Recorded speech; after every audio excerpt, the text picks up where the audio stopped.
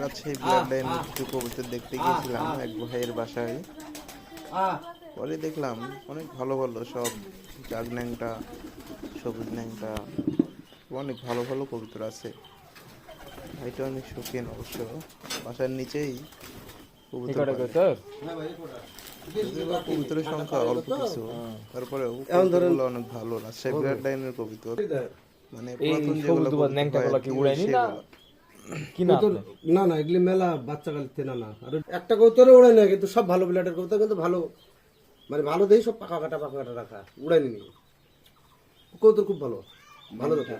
4.5 ঘন্টা পর্যন্ত এর বাচ্চা যেগুলি সব যেগুলি আছে সবই উড়বে, কিন্তু উড়াইনি। আচ্ছা, সবুজ ব্যাংকটা একটাই বাচ্চা তুলি শুনো। ওর সাথে কেমন জোরটা আছে?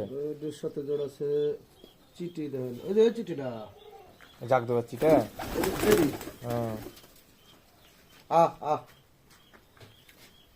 খোপে তো ভালোই ডিম আছে সব। আর এই সবুজ চিটার সাথে কাজ হচ্ছে এখন আপাতত তোর জন্য নাই।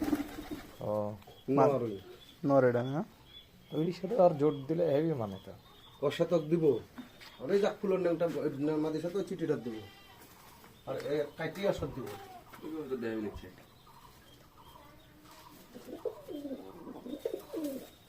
3 বছর হলো, একদিনও পাকা এক করে পাকা তুলে দিবি।